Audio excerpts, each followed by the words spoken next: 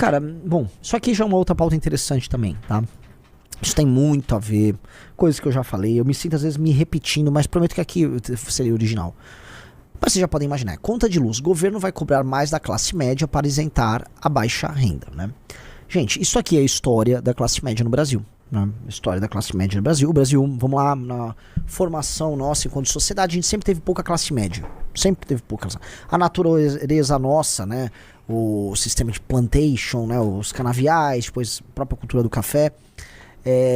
A gente teve surtos econômicos como o ouro, que permitiram a criação de cidades com, aí sim, a existência de comerciantes, um pouco de funcionário público, né? Ali você tinha um pouquinho de classe média que, né, cria certa complexidade em determinadas sociedades e permite que essas sociedades tenham um tipo de pensamento, consuma conteúdo, livros e tal. Classe média é a base de uma sociedade decente.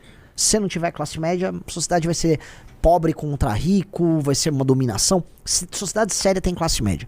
O Brasil começa a ter classe média, né? Ele tem uma classe média incipiente no século XIX, vira pro século XX ele começa a ter, né? Começa a surgir, moralmente, São Paulo, por excelência, se torna um lugar de formação de classe média, vem os imigrantes, surto de industrialização, começa a ter Rio de Janeiro, tem o Sul, tal, algumas capitais no Nordeste, você tem esse fenômeno de formação.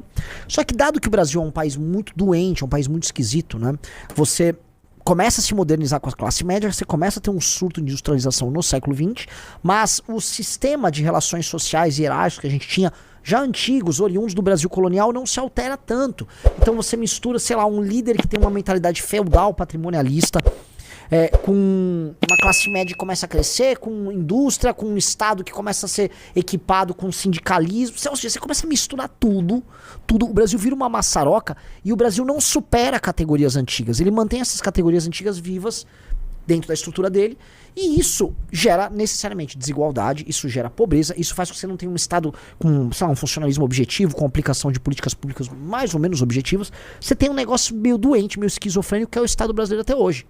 Que ele é moderno a ponto de punir você por falar, sei lá, algo que vá machucar um trans, tá? Ou seja, ele quer se equiparar a democracias doentes agora, contemporâneas, e ao mesmo tempo que ele permite o loteamento dele por famílias, sabe, que administram estados ou regiões do Brasil há séculos. Ele é feudal e moderno ao mesmo tempo.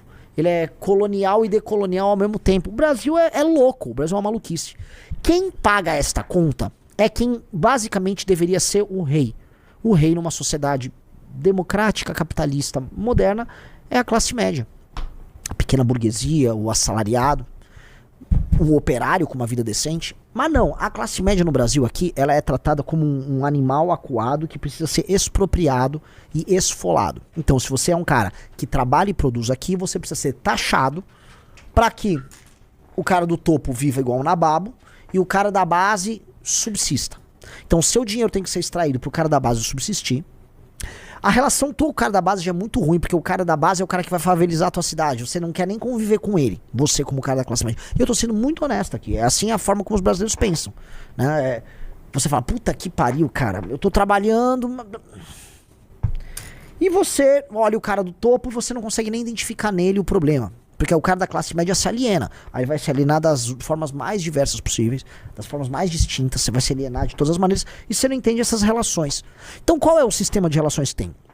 É uma coisa que você pode chamar de aliança topo-base. Você tem uma aliança entre a elite, quem tá no topo.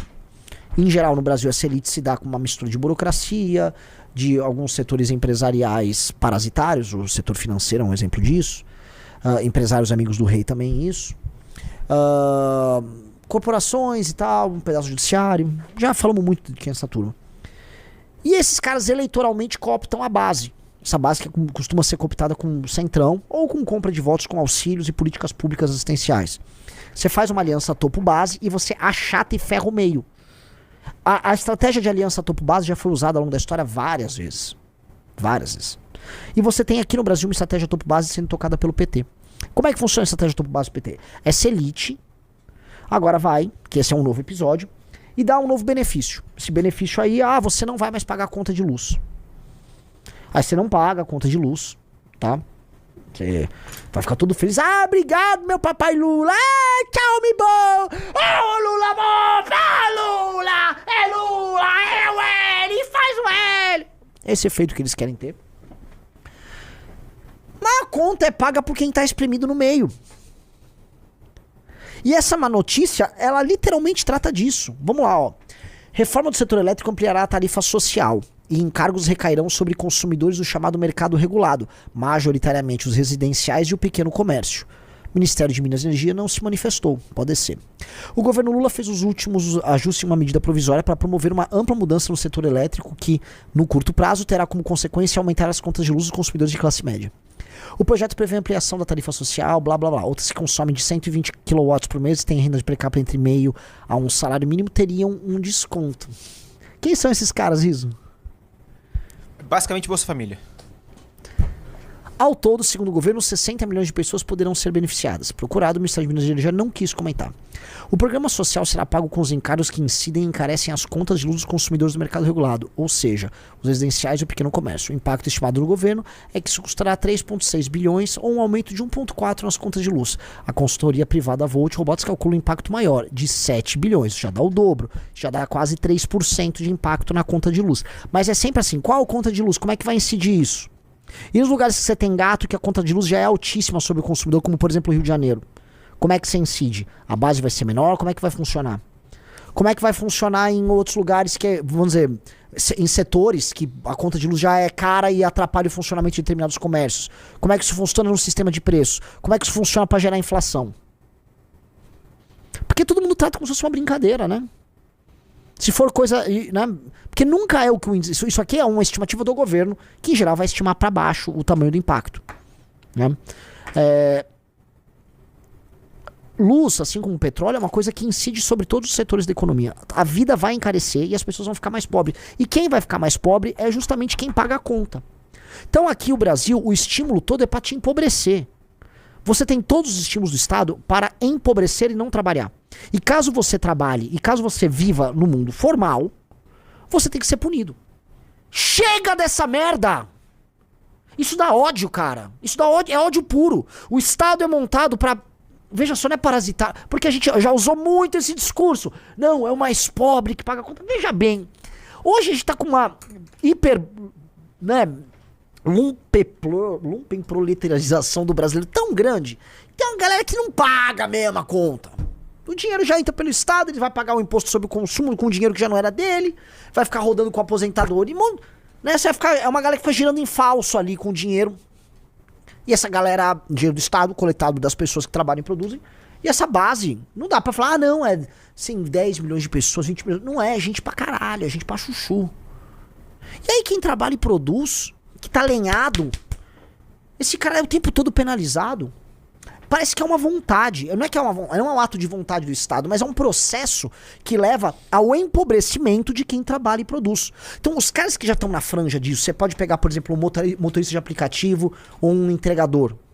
Esse cara que tá na franja entre ser um cara pobre, despido de tudo, entregue ao Estado pro Estado cuidar, esse cara que tá na fronteira, a vida dele já tá infernal. O preço do combustível que incide na moto que ele tá trabalhando, a parcela da moto, os juros que recai, o cara tem que trabalhar todos os dias da semana pra poder se sustentar, começa a ficar inviável. Esses caras da fronteira são os caras que estão gritando, eu não tô aguentando mais.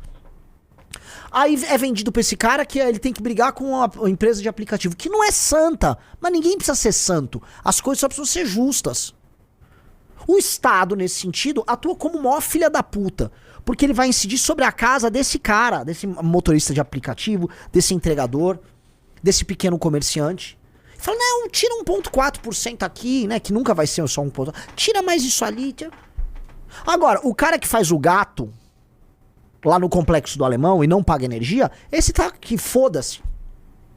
E esse conta, assim como uma parte importante da população mais pobre, com uma visão condescendente da empresa e dos políticos. Porque político nenhum vai virar e falar, ó só, tá errado isso aí. Tá errado. Você não pode o tempo todo se beneficiar do trabalho alheio. Não dá. Não dá, mas todo mundo tem que ficar... É uma canonização de uma parte da população que permanentemente tá pobre. E a gente tá só canonizando e metendo grana. Desde 2004 com o Bolsa Família, toma, e aumenta. E ninguém sai da pobreza. Tá todo mundo pobre. Não mudou. Não, porque vai mudar, aí todo mundo vai consumir, a economia vai crescer. Elas vão... Não, essas pessoas só continuaram pobres. Porra, tá errado essa caralha. Isso tá errado. Isso tá errado pra caralho. Isso tá muito errado. Tem que barrar essa merda. Agora eu quero ver, assim... Por exemplo, isso é um discurso detrimental. Assim, você tem que escolher. Ou é a classe média... Ou é essa galera agora, mais pobre, que tá se beneficiando, que vai estar achando o máximo que o papai Lula vai dar isso pra ele. Vai ter que falar, ó, o papai Lula quer dar isso pra ele? É quantos bilhões que vão custar por ano? 7 bi. Corta 7 bi aí. Posta lá onde tem 7 bi no orçamento secreto. Vê se vai cortar no orçamento secreto 7 bi. Vai? Corta 7 bi da máquina pública. Só de aposentadoria, de super salário, de servidor, tem muito mais do que isso. Corta essa merda. Coisa pra cortar tem de monte. Por que tem que jogar no lombo da classe média? Se quiser fazer esse populismo, que eu acho errado. Porque o estímulo que tá dado é assim, torna tudo de graça, deixa tudo de graça. Pô, não pode ser assim. A pessoa não tem nenhuma contrapartida. A pessoa não tem que fazer nada. Ó, agora a sua casa, a luz tá de graça, já a internet é de graça, a água é de graça, tudo é de graça pra você. Aí quem vai pagar? Adivinha. É o Pedro daquele meme. Eu tenho um lado. Eu acho que assim, a missão, ela tem que começar escolhendo um lado muito claro. Eu tô do lado do cara que paga a conta. Do cidadão produtivo. E é com ele que a gente vai recuperar o cidadão que não tá produtivo hoje. Eu tenho que escolher um lado na vida, meu velho, não dá pra ficar no muro. E a direita brasileira, esta bosta, ela vai ficar no muro. Porque a direita brasileira, como eu falei, ela é mainstream. O direitista brasileiro não vai falar da Virgínia. Não vai falar do Neymar. Não vai falar dos beneficiários aí desses bolsa aí, família, agora dessa lei, porque eles querem esse cara, porque ele já é mainstream, ele já tá grande, ele quer esse voto. Nós temos lado. Tem que escolher o lado agora. Ou não é homem. Homem tem que ter lado, caralho. Nós temos lado. Eu quero ficar do lado do cara que tá pagando. Eu tô do lado do motoboy, do dono da lojinha, do contador, da mulher que faz bolo pra fora. Eu tô do lado dessas pessoas. As pessoas estão ralando, pô. As pessoas estão ralando. Eu tô do lado delas. Eu vou com elas até o fim. O problema é que elas não estão com a gente ainda, tá? Só avisando. Essas pessoas estão tão iludidas que elas estão, sei lá, com o Pastor Mirim agora. Elas estão tão ferradas que elas estão ouvindo Pablo Marçal sobre como ganhar mais dinheiro. Pra serem mais roubadas ainda. E elas não vão ganhar mais dinheiro, só vão ter o dinheiro dela tomado. Elas estão ouvindo algum pastor neopentecostal de alguma denominação feita pra tirar dinheiro delas. Toma e tá tirando dinheiro do bolso delas. Isso você também não vai ver a direita falar. Porque a direita é ligada a pastor picareta neopentecostal, né? Basta ver o maior figurinha deles, que é o Nicolas, que é amigo de quem? Que é muito amigo do Valadão, né?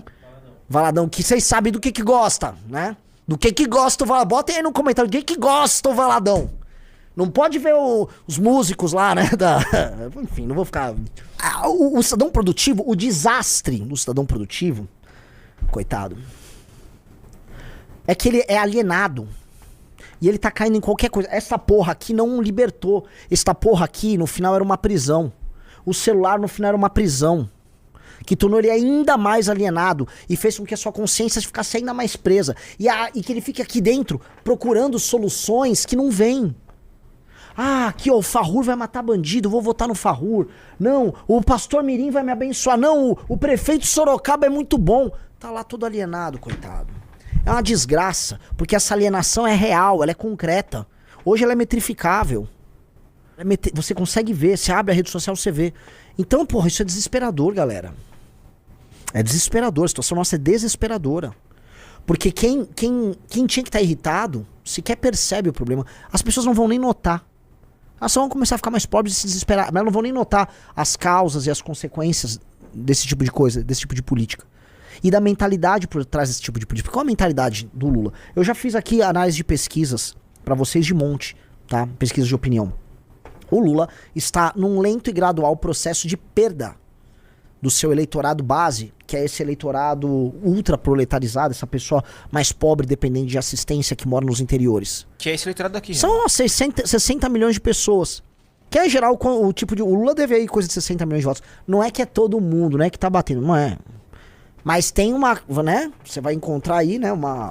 aquele, como é que chama? Diagrama de Venn ali, a coisa vai se cruzar, que é uma beleza. E essa medida é pra se cruzar.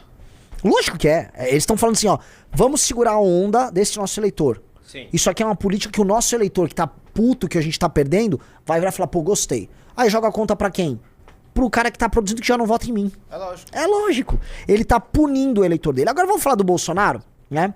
O Bolsonaro, quando presidente, também puniu essa mesma classe média e ficou fazendo políticas pra tentar conquistar esse eleitor do Lula. Porque a mentalidade do Bolsonaro, que é uma mentalidade centrão, uma mentalidade voltada assim, pô, tem uns caras muito pobres aí que você compra eles mudando qualquer coisa. Então, né, vamos tentar comprar. Aí o Bolsonaro se aliou com o Centrão, fez várias políticas junto com o Centrão pra ganhar esse eleitor foi lá e votou no Lula. Meteu no rabo dele pra largar de ser trouxa, né? É também, tá, sinal de um país, assim, as coisas foram aqui, estão indo muito rápido pras caralhas aqui, né? Porque é um tipo de política que ela não tem nem razão de ser. Não tem nem razão de ser. A gente tem um grave problema de competitividade, e esse problema de competitividade, ele é ligado diretamente, por exemplo, ao custo da energia. A energia é muito cara no Brasil. Por diversas razões. A energia é cara. E ela impacta a nossa produtividade. Nós, em vez de termos uma capacidade de atrair investimentos para aumentar a nossa produção de energia, nós estamos fazendo populismo energético. Beleza. E aí não é a primeira vez, tá? No governo da Dilma, já pra citar a premiada lá com 100 mil reais agora, ela... No governo dela, ela sofreu uma pressão da Fiesp para que houvesse medidas populistas, o Rio de Riso vai lembrar, com energia elétrica, para a indústria claudicante brasileira. Então a indústria brasileira, em vez de ter tido durante o governo dela uma agenda de competitividade foda, não, a Fiesp se aliava com a Dilma, o bosta lá do SCAF se aliava com ela, a Fiesp, a indústria de São Paulo que merecia se fuder, vamos falar real, essa indústria corporativista porca, aí se juntava, ó, Fiesp disse que redução do custo de energia é vitória coletiva, aí foram lá pegar um subsídio que ficou no colo de geral e o Brasil se destruiu do mesmo jeito, porque esses caras nunca quiseram agenda nenhuma de competitividade, esses caras querem tarifa alta pra produto gringo não vir pra cá, aí subsídio pra eles, lucro pra eles, linha de crédito pra eles, e aí isso eles vão dar o nome de, sei lá, Política Nacional de Desenvolvimento, né? Isso não funciona. Então, não se esqueçam, tá? Este tipo de política vagabunda já existiu antes, e se bobear, a da Fiesp tá saindo mais caro do que pra galera mais pobre. A época foi assim, pras caralho, taca-lhe dinheiro aí na Fiesp, tá? Eu não esqueço disso. 62 bi. Não. É isso? Olha só, a Dilma repassou, né, o aumento da conta de luz dos fantasmas do governo Dilma. Vamos lá. Ó. Talvez essa notícia possa ter passado despercebida em meio a muitos. Ela anunciou a estimativa no aumento nas contas de luz de pouco mais de 7% para esse ano. O aumento corresponde à indenização a 9 concessionários de transmissão de energia que renovaram suas concessões com o governo. O aumento de 7% pode parecer episódio, mas interessante mesmo é a história para fazer a mudança que nos forma. A medida provisória 579, editada pelo governo Dilma, com o objetivo de agradar o consumidor final, tanto pessoa física como indústrias, com números menores de sua conta de luz, o governo usou o MP para impor uma redução na tarifa de energia na marra, em um momento em que os custos para tal insumo estavam em alta. Veja, a Dilma fez populismo multibilionário naquela época, e lembrando que o real valia mais naquela época do que vale agora, logo o impacto é maior ainda, e tacou a bucha pra frente. No nosso lombo. Aí todo mundo a gente já tá pagando a conta da Dilma.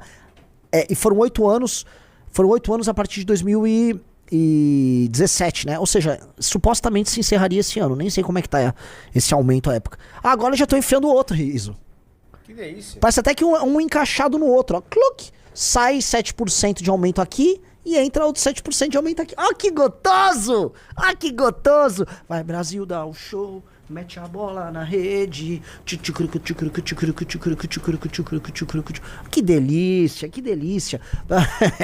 Eu lembro dessas medidas. É uma coisa de filho da puta. Vamos lembrar, é uma merda, né, cara? Lembrar, mas você já deve ter se esquecido disso. É ou não é? Lembre-se da Fiesp, aquela bosta daquela Fiesp. A Fiesp tinha que fechar. Federação das Indústrias, tá? Que quanto mais poder ela teve, mais existiu, mais ela ferrou a indústria de São Paulo. Eu nunca vi a Fiesp lutar de verdade pra mexer nessas leis trabalhistas de bosta. Nunca vi a Fiesp trabalhar com a agenda de competitividade. A Fiesp é um esquemão de um monte de empresário vagabundo, cheio do esquemão, E ficaram tocando esse esquemão por anos e anos e anos a fio, fazendo almoços, jantares e lobby em Brasília. Tanto que a indústria no Brasil desapareceu. A CNI é outra bosta. Fiesp é uma... E é isso, né? Não vamos nos esquecer. Porque subsídio rolou, tá rolando agora pro cara lá de baixo, já rolou pro cara lá de cima, com lobby, com festa com apoio do SCAF, a Dilma SCAF que era do MDB. Bando de filho da puta. Bando de filho da puta, cara. Gostou desse corte? Se inscreva-se no canal, ative o sininho e siga o MBL nas redes sociais.